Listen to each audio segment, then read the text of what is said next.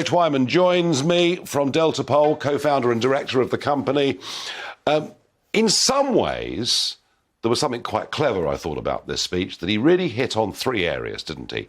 He hit on the NHS, he hit on the economy and the cost of living, and the small boat problem in the English Channel. They are the three biggest concerns of voters. That's right. Certainly among Conservative supporters, Conservative voters from the last election, and that crucial group that voted Conservative for the first time at the last election, those are the major issues. It's worth pointing out, of course, though, that the cost of living is the only game in town for many people, and so really he could fix a lot of stuff around NHS waiting lists and indeed small boats. But if people's electricity bills are still 3 times what they were 6 months ago, no one's going to turn around and say what an outrageous success it's been. It's the economy, stupid. Yeah. And it really matters. But no, what I'm saying is, in terms of political judgment, to focus on those things was important. Is there not a danger with this government? They keep making big promises that they never, ever deliver on. Well, I mean, in a sense, that's the problem that all governments face. Yeah. But it's certainly an issue that now we have this set time frame of, we assume 2 years, maybe 18 months until the next election. Rishi Sunak is still, actually, for a lot of people, regarded as an unknown quantity. Some people are giving him the benefit of the doubt. Some people are beginning to come to an informed view. But actually, a lot of people still don't know Rishi Sunak, the Prime Minister. We haven't seen much of him. No. He's been in hibernation. You know, as I said earlier, the mild weather brought him, Keir Starmer have brought him out.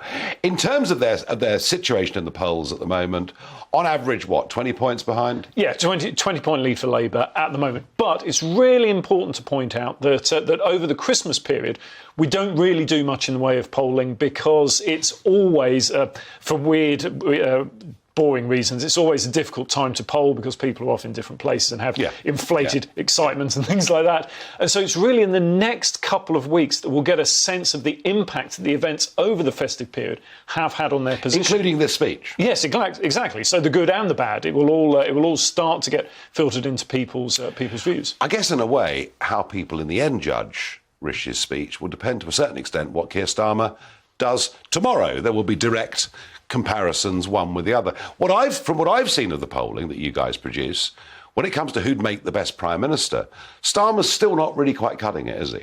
Well, neither one is overwhelmingly popular, but consistently Starmer and Labour are more popular than the Conservatives and Rishi Sunak. But the gap between Rishi Sunak and Keir Starmer is smaller than the gap between Conservatives and Labour. Keir Starmer's in positive territory in terms of his popularity, which actually is very unusual for any politician. Rishi Sunak, on the other hand, is around about sort of evens, if you like. And Boris Johnson still features.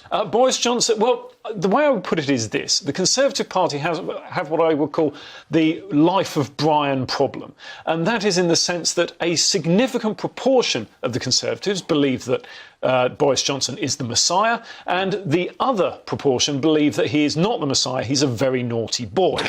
And the inability of both sides of the Conservatives to come to some sort of agreement means that he will remain this shadow casting his impact over Rishi Sunak and indeed successors, in the same way that Margaret Thatcher did for such a long time after her time in office.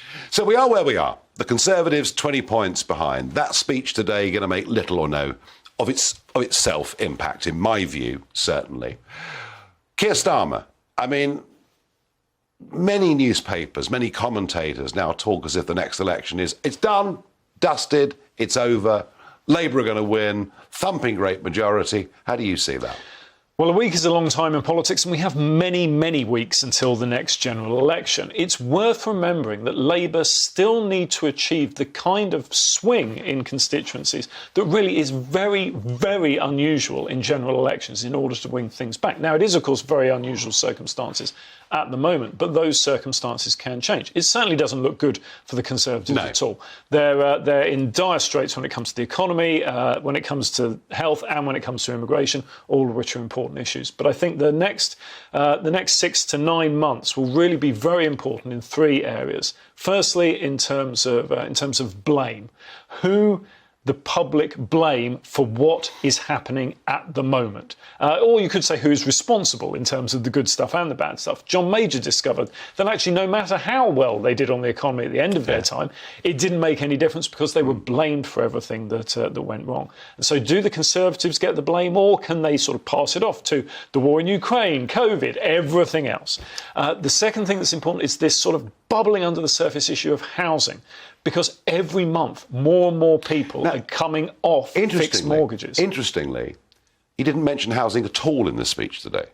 No, and I think the problem he has is that it's very difficult for him to make a difference in that respect. There are very few levers that he can move. And this is important for homeowners who are coming off fixed-rate mortgages every month. It's also important for renters who, of course, are living in houses owned by people who are coming off mortgages. And, of course, his own party's split. Yes. On housing development and where to build houses. There are so many potential problems to deal with that, so many mines in the water, they have to be careful.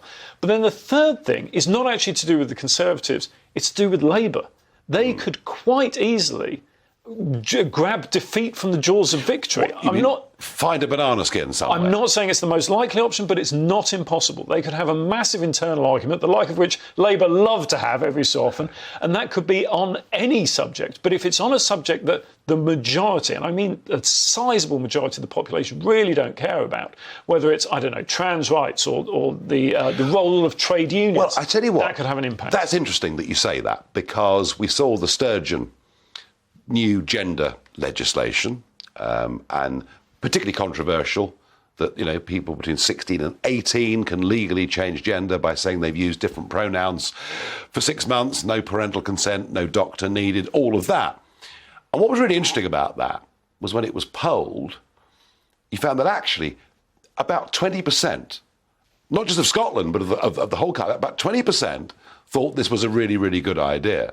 But double that number thought it was a very bad idea and felt strongly about it, including a lot of Labour voters too. And Starmer seemed to suggest that maybe that legislation was appropriate for England and Wales. Are these the kind of things that could tear Labour apart? Well, Starmer had previously suggested that in an interview a couple of years ago, and I don't think he's come down one way or the other more recently. And I think probably the reason he hasn't come down one way or the other is because he wants to avoid that kind of internal conflict that I expect could be a problem. And so I think we'll see a stronger focus on message discipline over the next 2 years for Labour to avoid that. But, of course, with so many different factions within the party and the Corbynista faction never wishing to miss out on an opportunity to stick the knife into Quiet Corbyn, at the moment, though. Quiet at the moment, but if they sense blood in the water, they could go after them. Both parties have a problem with a certain section of their supporters that they would prefer them to lose and stick to the policies they have.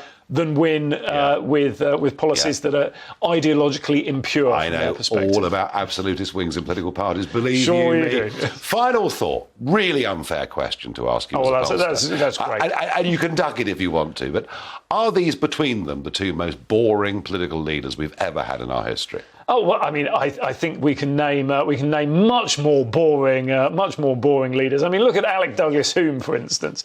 Even Clement Attlee. Winston Churchill famously said that an empty taxi arrived, and Clement Attlee. But the point I was making was not that, you know, and in both those cases I understand what you're saying, but these are two boring leaders together at the same time. I think there's an element, and I do stress an element that what part of the country wants, and the size of that part changes over time, but what part of the country wants is a bit of boring at the moment. But for how long that lasts remains to be seen. Joe Twyman, thank you very much indeed for joining me.